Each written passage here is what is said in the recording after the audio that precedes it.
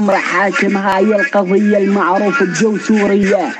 ماشي بندار الزهر الأبيع بعد قلبي يعني يا بعد عمري. طبعا المايك الذباح أزعر القلماني يقول بي تعال ولك بندلع في العير اليوم اضرب امك بجب ابو السكين يا عار طيز اختك وتقول اني للعن ابوك لابد زين عار على طيز اختك وتقول لو زين وعار طيز اختك وتقول حتى زين زين. لحظه في زين وزين هاي الكراهه هاي مفرد لا نقطه خوش وهو ذب 5 مفردات بكلمة زين يا زين خوش هاي المفرد 5 مفردات يا بعد عمري. وهذا لطش يعتبر خضوع.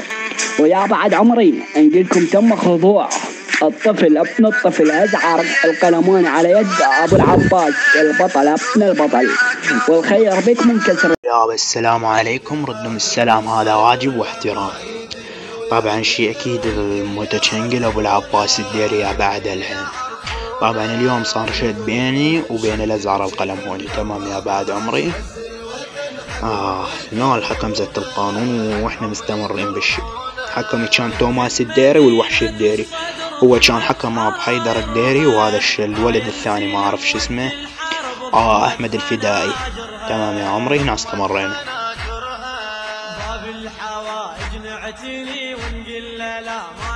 يا بعد عمري. هنا هو صار يتجاوز علي واحد من الحكام هذا حيدر الديري واحد من حكامهم صار يتجاوز علي.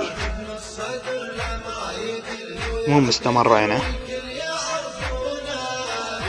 طبعا بعد عمري احنا قبل ما نبلش الشد قلت له الإعادة تريدها خضوع لو نقطة؟ قال له اريدها خضوع. هي بالاصل نقطة قلت له خليها نقطة ما رضي هو قال خليها خضوع تمام يا بعد عمري. هنا نشوفكم هو عاد بالمفردة. على بنبلعت العار اليوم اضرب النمك حتى بزفاف السكين. ها عارف طيز اختك تدلي اني امين لعن ابوك لا حتى الزين. عار على طيز اختك تدلي الوجين.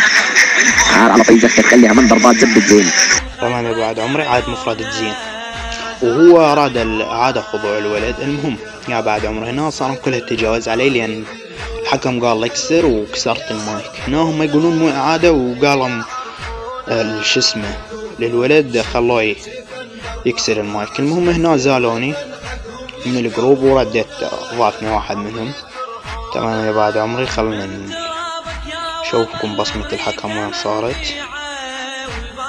بس نشوفكم بصمة الحكم يا بعد عمري. مشكلة هنا صار يعني يذبون كيب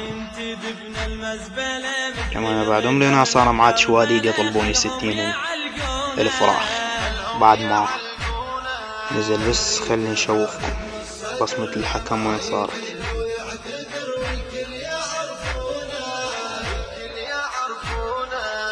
يعني هنا بصمة الحكم. حاكم هاي القضية المعروف بجوسورية. ماشي بندار الزهر الأبيع بعد قلبي يعني يا بعد عمري. طبعا المايك الذباح أزعر القلماني يقول بي تعال ولك بندلع في العير اليوم اضرب امك بجب ابو السكين يا عار طيز اختك وتقول اني للعن ابوك لابد زين. عار على طيز اختك وتقول لو زين وعار طيز اختك وتقول حتى زين زين. لحظه في زين وزين هاي الكراهه هاي مفرد لا نقطه خوش وهو ذب 5 مفردات بكلمة زين يا زين خوش هاي المفرد 5 مفردات يا بعد عمري. وهذا لطش يعتبر خضوع. ويا بعد عمري نقولكم تم خضوع الطفل ابن الطفل أزعر القلماني على يد أبو العباس البطل ابن البطل والخير. هاي بصمة الحكم. تحياتي لكم طقشلة. تم الخضوع وانتهى الموضوع وبعد لا تقمز على عمك. اوكي يلا جيت شاو.